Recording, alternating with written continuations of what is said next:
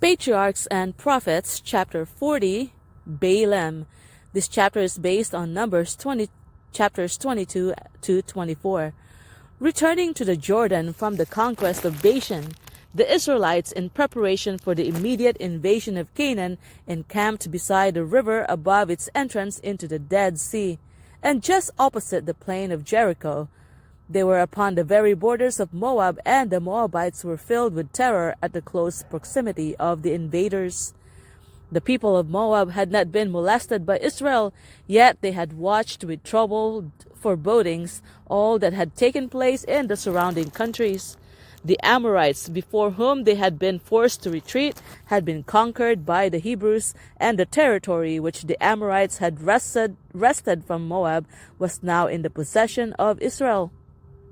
The hosts of Bashan had yielded before the mysterious power enshrouded in the cloudy pillar, and the giant strongholds were occupied by the Hebrews.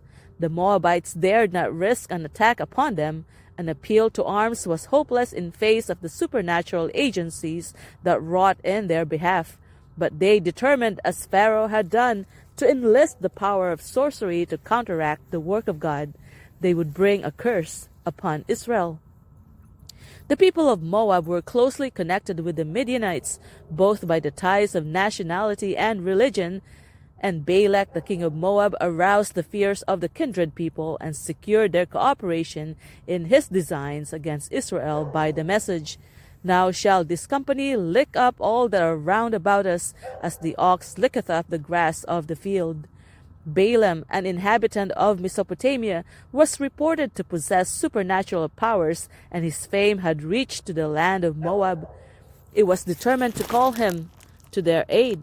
Accordingly, messengers of the elders of Moab and the elders of Midian were sent to secure the divinations and enchantments against Israel. The ambassadors at once set out on their long journey over the mountains and across the deserts to Mesopotamia. And upon finding Balaam, they delivered to him the message of their king. "Behold, there is a people come out from Egypt. Behold, they cover the face of the earth, and they abide over against me. Come now, therefore, I pray thee, curse me this people, for they are too mighty for me. Peradventure I shall prevail, that we may smite them, and that I may drive them out of the land. For I wot not.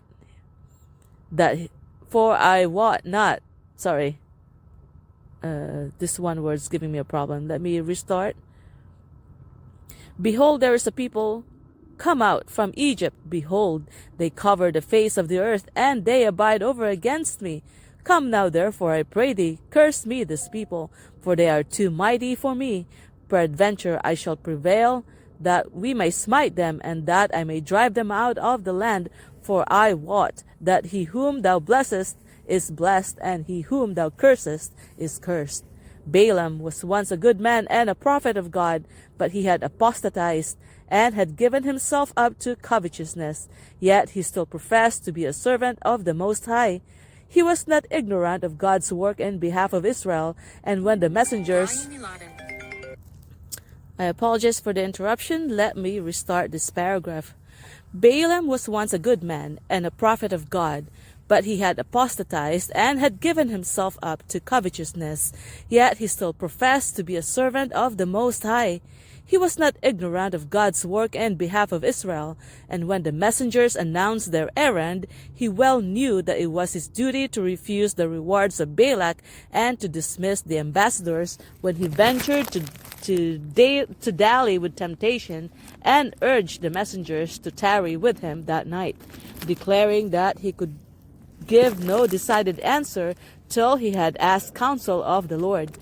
Balaam knew that his curse would not harm Israel. God was on their side, and so long as they were true to him, no adverse power of earth or hell could prevail against them. But his pride was flattered by the words of the ambassadors. He whom thou blessest is blessed, and he whom thou cursest is cursed." The bribe of costly gifts and prospective exaltations excited his covetousness. He greedily accepted the offered treasures, and then, while professing strict obedience to the will of God, he tried to comply with the desires of Balak. In the night season, the angel of God came to Balaam with the message, Thou shalt not go with them, thou shalt not curse the people, for they are blessed. In the morning Balaam reluctantly dismissed the messengers, but he did not tell them that what the Lord had said. Angry that his visions of gain and honor had been suddenly dispelled, he petulantly exclaimed, Get you into your land, for the Lord refuseth to give me leave to go with you. Balaam loved the wages of unrighteousness, 2 Peter 2 verse 15. The sin of covetousness, which God declares to be idolatry, had made him a time server, and through this one fault, Satan gained entire control of him.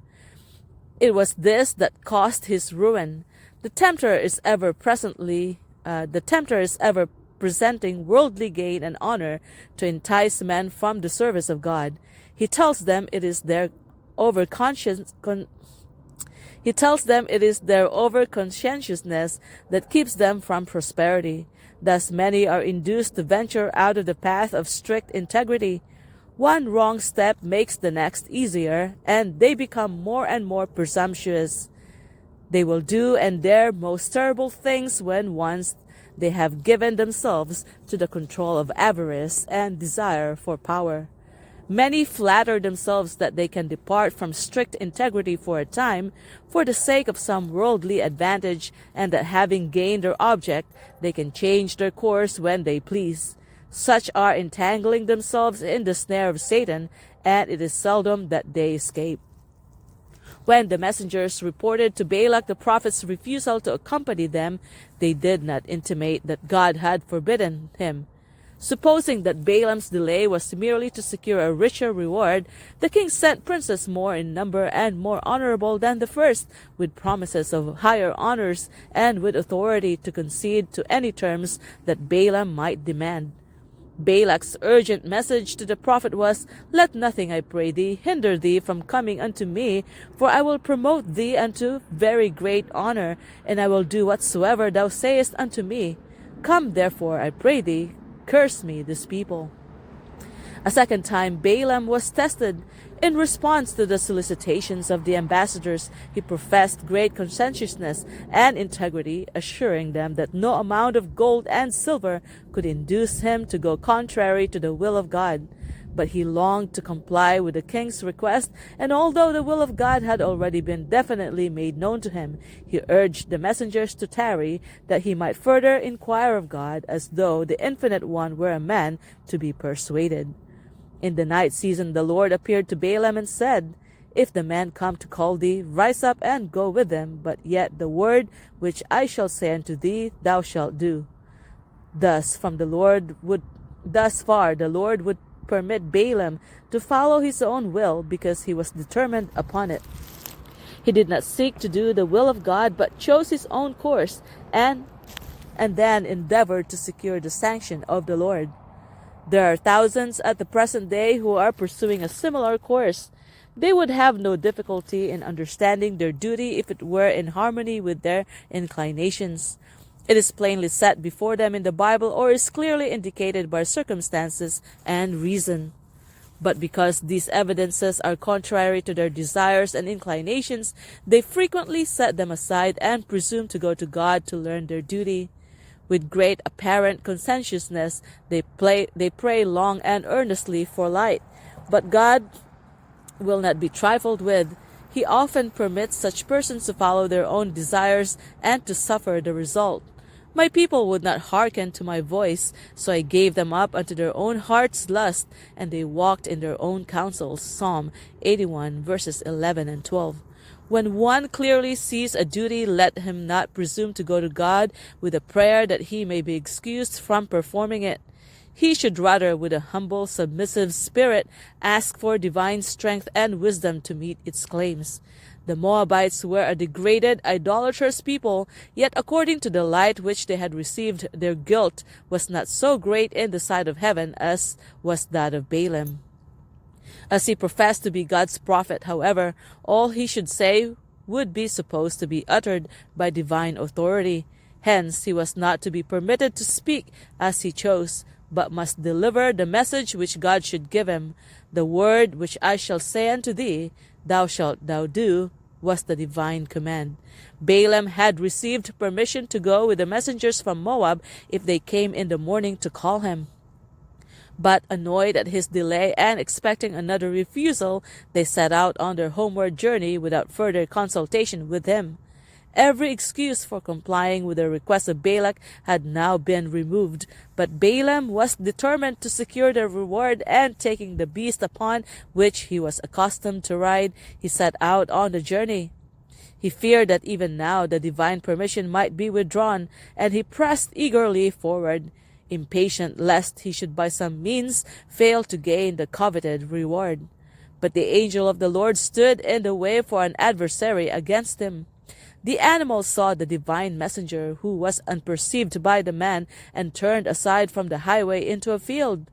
With cruel blows, Balaam brought the beast back into the path, but again in a narrow place shut in by walls, the angel appeared, and the animal, trying to avoid the menacing figure, crushed her master's foot against the wall. Balaam was blinded to the heavenly interposition and knew not that God was obstructing his path. The man became exasperated and, beating the ass unmercifully, forced it to proceed. Again, in a narrow place, where was no way to turn either to the right hand or to the left, the angel appeared as before in a threatening attitude, and the poor beast, trembling with terror, made a full stop and fell to the earth under its rider. Balaam's rage was unbounded, and with his staff he smote the animal more cruelly than before. God now opened its mouth, and by the dumb ass, speaking with man's voice, he forbade the madness of the prophet. 2 Peter 2 verse 16. What have I done unto thee, it said, that thou hast smitten me these 3 times? Furious at being thus hindered in his journey, Balaam answered the beast as he would have addressed an intelligent being. Because thou hast mocked me, I would there were a sword in my hand, for now would I kill thee. Here was a professed magician on his way to pronounce a curse upon a whole people with the intent to paralyze their strength, while he had not power even to slay the animal upon which he rode. The eyes of Balaam were now opened, and he beheld the angel of God standing with drawn sword ready to slay him. In terror he bowed down his head and fell flat on his face. The angel said to him, Wherefore hast thou smitten thine ass these 3 times? Behold, I went out to withstand thee, because thy way is perverse before me. And the ass saw me, and turned from me these 3 times. Unless she had turned from me, surely now also I had slain thee, and saved her alive. Balaam owed the preservation of his life to the poor animal that he had treated so cruelly. The man who claimed to be a prophet of the Lord, who declared that his eyes were opened and he saw the vision of the Almighty, was so blinded by covetousness and ambition that he could not discern the angel of God visible to his beast. The God of this world hath blinded the minds of them which believe not. 2 Corinthians 4 verse 4. How many are thus blinded? They rush on in forbidden paths, transgressing the divine law, and cannot discern that God and his angels are against them. Like Balaam, they are angry at those who would prevent their ruin. Balaam had given evidence of the spirit that controlled him by his treatment of his beast. A righteous man regardeth the life of his beast, but the tender mercies of the wicked are cruel. Proverbs 12 verse 10. Few realize as they should the sinfulness of abusing animals or leaving them to suffer from neglect. He who created man made the lower animals also, and his tender mercies are over all his works. Psalm 145 verse 9. The animals were created to serve man, but he has no right to cause them pain by harsh treatment or cruel exaction. It is because of man's sin that the whole creation groaneth and travaileth in pain together. Romans 8 verse 22. Suffering and death were thus entailed not only upon the human race, but upon the animals. Surely then it becomes man to seek to lighten instead of increasing the weight of suffering which his transgression has brought upon God's creatures. He who will abuse animals because he has them in his power is both a coward and a tyrant. A disposition to cause pain, whether to our fellow men or to the brute creation, is satanic. Many do not realize that their cruelty will ever be known, because the poor dumb animals cannot reveal it. But could the eyes of these men be opened, as were those of Balaam, they would see an angel of God standing as a witness to testify against them in the courts above. A record goes up to heaven, and a day is coming when judgment will be pronounced against those who abuse God's creatures. When he beheld the messenger of God, Balaam exclaimed in terror, I have sinned, for I knew not that thou stoodest in the way against me. Now therefore, if it displease thee, I will get me back again. The Lord suffered him to proceed on his journey, but gave him to understand that his words should be controlled by divine power. God would give evidence to Moab that the Hebrews were under the guardianship of heaven, and this he did effectually when he showed them how powerless Balaam was even to utter a curse against them without divine permission. The king of Moab, being informed of the approach of Balaam, went out with a large retinue to the borders of his kingdom to receive him. When he expressed his astonishment at Balaam's delay in view of the rich rewards awaiting him, the prophet's answer was, Lo, I am come unto thee. Have I now any power at all to say anything? The word that God putteth in my mouth, that shall I speak. Balaam greatly regretted this restriction. He feared that his purpose could not be carried out because the Lord's controlling power was upon him. With great pomp, the king, with the chief dignitaries of his kingdom, escorted Balaam to the high places of Baal, from which he could survey the Hebrew host. Behold the prophet as he stands upon the lofty height, looking down over the encampment of God's chosen people. How little do the Israelites know of what is taking place so near them! How little do they know of the care of God extended over them by day and by night! How dull are the perceptions of God's people! How slow are they in every age to comprehend his great love and mercy! If they could discern the wonderful power of God constantly exerted in their behalf, would not the hearts be filled with gratitude for his love and with awe at the thought of his majesty and power? Balaam had some knowledge of the sacrificial offerings of the Hebrews, and he hoped that by surpassing them in costly gifts, he might secure the blessing of God and ensure the accomplishment of his sinful projects. Thus the sentiments of the idolatrous Moabites were gaining control of his mind. His wisdom had become foolishness. His spiritual vision was beclouded. He had brought blindness upon himself by yielding to the power of Satan. By Balaam's direction, 7 altars were erected, and he offered a sacrifice upon each. He then withdrew to a high place to meet with God, promising to make known to Balak whatever the Lord should reveal. With the nobles and princes of Moab, the king stood beside the sacrifice, while around them gathered the eager multitude, watching for the return of the prophet. He came at last, and the people waited for the words that should paralyze forever that strange power exerted in behalf of the hated Israelites. Balaam said, The king of Moab hath brought me from Aram, out of the mountains of the east, saying, Come, curse me, Jacob, and come, defy Israel. How shall I curse whom God hath not cursed? Or how shall I defy whom the Lord hath not defiled? For from the top of the rocks I see him, and from the hills I behold him. Lo, the people shall dwell alone, and shall not be reckoned among the nations. Who can count the dust of Jacob, and the number of the 4th part of Israel? Let me die the death of the righteous, and let my last end be like his. Balaam confessed that he came with the purpose of cursing Israel, but the words he uttered were directly contrary to the sentiments of his heart. He was constrained to pronounce blessings, while his soul was filled with curses. As Balaam looked upon the encampment of Israel, he beheld with astonishment the evidence of their prosperity.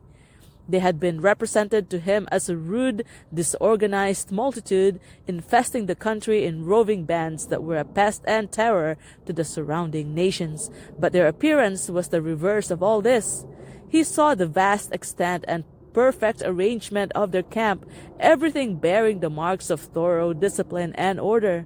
he was shown the favor with which God regarded Israel and their distinctive character as his chosen people. They were not to stand upon a level with other nations, but to be exalted above them all. The people shall dwell alone and shall not be reckoned among the nations. At the time when these words were spoken, the Israelites had no permanent settlement, and their peculiar character, their manner and customs were not familiar to Balaam. But how strikingly was this prophecy fulfilled in the after history of Israel! Through all the years of their captivity, through all the ages since they were dispersed among the nations, they have remained a distinct people. So the people of God, the true Israel, though scattered throughout all nations, are on earth but sojourners, whose citizenship is in heaven. Not only was Balaam shown the history of the Hebrew people as a nation, but he beheld the increase and prosperity of the true Israel of God to the close of time.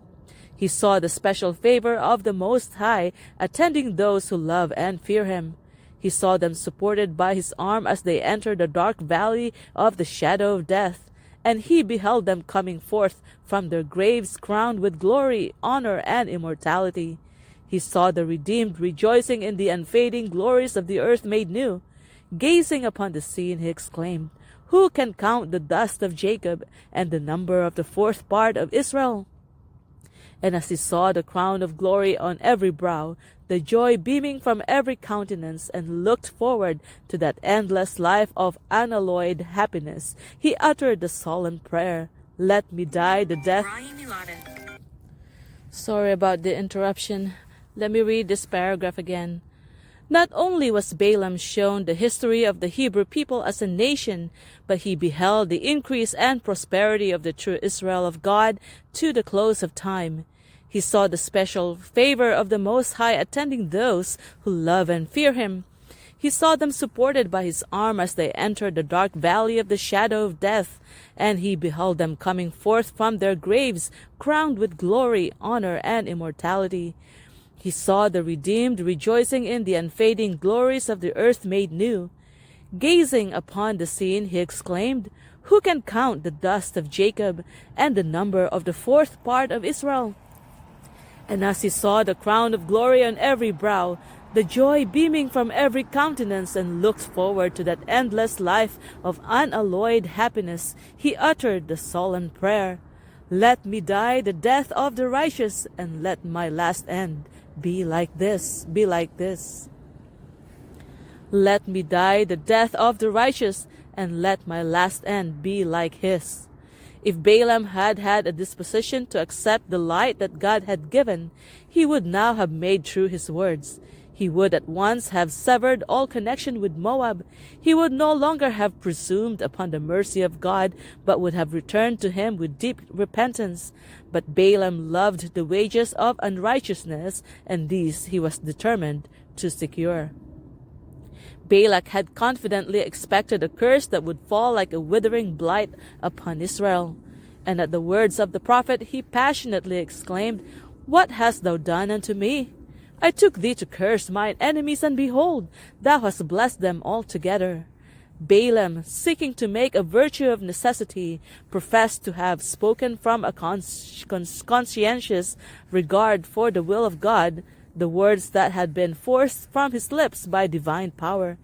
His answer was, "Must I not take heed to speak that which the Lord hath put in my mouth?" Balak could not even now relinquish his purpose.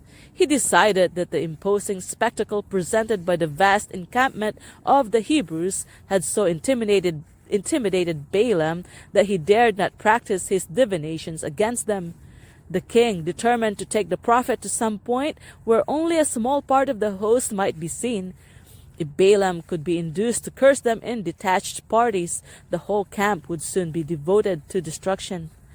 On the top of an elevation called Pisgah, another trial was made. Again, 7 altars were erected, whereon were placed the same offerings as at the first. The king and his princes remained by the sacrifices, while Balaam retired to meet with God. Again, the prophet was entrusted with a divine message, which he was powerless to alter or withhold. When he appeared to the anxious, expectant company, the question was put to him, What hath the Lord spoken? The answer, as before, struck terror to the heart of king and princess. God is not a man that he should lie, neither the Son of Man that he should repent. Hath he said, and shall he not do it? Or hath he spoken, and shall he not make it good? Behold, I have received commandment to bless, and he hath blessed, and I cannot reverse it. He hath not beheld iniquity in Jacob, neither hath he seen perverseness in Israel. The Lord his God is with him, and the shout of a king is among them. Awed by these revelations, Balaam exclaimed, Surely there is no enchantment against Jacob, neither is there any divination against Israel. The great magician had tried his power of enchantment in accordance with the desire of the Moabites, but concerning this very occasion it should be said of Israel, What hath God wrought? While they were under the divine protection, no people or nation, though aided by all the power of Satan, should be able to prevail against them. All the world should wonder at the marvelous work of God in behalf of his people, that a man determined to pursue a sinful course should be so controlled by divine power as to utter, instead of imprecations, the richest and most precious promises in the language of sublime and impassioned poetry. And the favor of God at this time manifested toward Israel was to be an assurance of his protecting care for his obedient, faithful children in all ages. When Satan should inspire evil men to misrepresent, harass, and destroy God's people, this very occurrence would be brought to their remembrance and would strengthen their courage and their faith in God. The king of Moab, disheartened and distressed, exclaimed, Neither cursed them at all, nor blessed them at all. Yet a faint hope still lingered in his heart, and he determined to make another trial. He now conducted Balaam to Mount Peor, where was a temple devoted to the licentious worship of Baal, their god. Here the same number of altars were erected as before, and the same number of sacrifices were offered, but Balaam went not alone, as at other times, to learn God's will. He made no pretense of sorcery, but standing beside the altars he looked abroad upon the tents of Israel. Again the Spirit of God rested upon him, and the divine message came from his lips. How goodly are thy tents, O Jacob, and thy tabernacles, O Israel! As the valleys are they spread forth as gardens by the river's side, as the trees of lignaloes which the Lord hath planted, and as cedar trees beside the waters. He shall pour the water out of his buckets, and his seed shall be in many waters. And his king shall be higher than Agag, and his kingdom shall be exalted. He couched, he lay down as a lion, and as a great lion, who shall stir him up? Blessed is he that blesseth thee, and cursed is he that curseth thee. The prosperity of God's people is here represented by some of the most beautiful figures to be found in nature. The prophet likens Israel to fertile valleys covered with abundant harvests, to flourishing gardens watered by never-failing springs, to the fragrant sandal tree and the stately cedar. The figure last mentioned is one of the most strikingly beautiful and appropriate to be found in the inspired word. The cedar of Lebanon was honored by all the people of the East. The class of trees to which it belongs is found wherever man has gone throughout the earth. From the Arctic regions to the tropic zone they flourish, rejoicing in the heat, yet braving the cold, springing in rich luxuriance by the riverside, yet towering aloft upon the parched and thirsty waste. They plant their roots deep among the rocks of the mountains and boldly stand in defiance of the tempest. Their leaves are fresh and green when all else has perished at the breath of winter. Above all other trees, the cedar of Lebanon is distinguished for its strength, its firmness, its undecaying vigor, and this is used as a symbol of those whose life is hid with Christ in God. Colossians 3 verse 3 says the scripture, "The righteous shall grow like a cedar." Psalm 92 verse 12.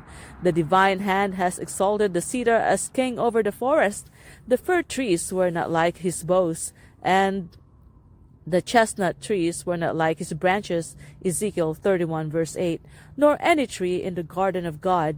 The cedar is repeatedly employed as an emblem of royalty, and its use in Scripture to represent the righteous shows how heaven regards those who do the will of God. Balaam prophesied that Israel's king would be greater and more powerful than Agag. This was the name given to the kings of the Amalekites, who were at this time a very powerful nation. But Israel, if true to God, would subdue all her enemies. The king of Israel was the Son of God, and his throne was one day to be established in the earth, and his power to be exalted above all earthly kingdoms. As he listened to the prophet's words, Balak was overwhelmed with disappointed hope, with fear and rage. He was indignant that Balaam could have given him the least encouragement of a favorable response when everything was determined against him. He regarded with scorn the prophet's compromising, deceptive course. The king exclaimed fiercely, "Therefore now flee thou to thy place. I thought to promote thee unto great honor, but lo, the Lord hath kept thee back from honor." The answer was that the king had been forewarned that Balaam could speak only the message given him from God. Before returning to his people, Balaam uttered a most beautiful and sublime prophecy of the world's Redeemer and the final destruction of the enemies of God. "I shall see him, but not now. I shall behold him, but not nigh. There shall come a star out of Jacob, and a scepter shall rise out of Israel, and shall smite the corners of Moab, and destroy all the children of Sheth." And he closed by predicting the complete destruction of Moab and Edom, of Amalek and the Kenites, thus leaving to the Moabitish king no ray of hope. Disappointment in his hopes of wealth and promotion, in disfavor with the king, and conscious that he had incurred the displeasure of God, Balaam returned from his self-chosen mission. After he had reached his home, the controlling power of the Spirit of God left him, and his covetousness, which had been merely held in check, prevailed. He was ready to resort to any means to gain the reward promised by Balak. Balaam knew that the prosperity of Israel depended upon the obedience to God, and that there was no way to cause their overthrow but by seducing them into sin. He now decided to secure Balak's favor by advising the Moabites of the course to be pursued to bring a curse upon Israel. He immediately returned to the land of Moab and laid his plans before the king. The Moabites themselves were convinced that so long as the Israel remained true to God, he would be their shield. The plan proposed by Balaam was to separate them from God by enticing them into idolatry. If they could be led to engage in the licentious worship of Baal and Ashtaroth, their omnipotent protector would become their enemy, and they would soon fall a prey to the fierce, warlike nations around them. This plan was greatly accepted by the king, and Balaam himself remained to assist in carrying it into effect. Balaam witnessed the success of his diabolical scheme. He saw the curse of God visited upon the people, and thousands falling under his judgments. By the divine justice that punished sin in Israel did not permit the tempters to escape. In the war of Israel against the Midianites, Balaam was slain. He had felt a presentiment that his own end was near when he exclaimed, "Let me die the death of the righteous, and let my last end be like his." But he had not chosen to live the life of the righteous, and his destiny was fixed with the enemies of God. The fate of Balaam was similar to that of Judas, and their characters bear a marked resemblance to each other. Both these men tried to unite the service of God and Mammon, and met with signal failure. Balaam acknowledged the true God and professed to serve him. Judas believed in Jesus as the Messiah and united with his followers. But Balaam hoped to make the service of Jehovah the stepping stone to the acquirement of riches and worldly honors, and failing in this, he stumbled and fell and was broken. Judas expected by his connection with Christ to secure wealth and promotion in that worldly kingdom which, as he believed, the Messiah was about to set up. The failure of his hopes drove him to apostasy and ruin. Both Balaam and Judas had received great light and enjoyed special privileges, but a single cherished sin poisoned the entire character and caused their destruction. It is a perilous thing to allow an unchristian trait to live in the heart. One cherished sin will little by little debase the character, bringing all its nobler powers into subjection to the evil desire. The removal of one safeguard from the conscience, the indulgence of one evil habit, one neglect of the high claims of duty breaks down the defenses of the soul and opens the way for Satan to come in and lead us astray.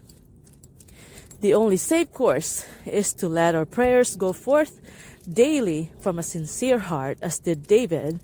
Hold up my goings in thy paths, that my footsteps slip not. Psalm 17, verse 5.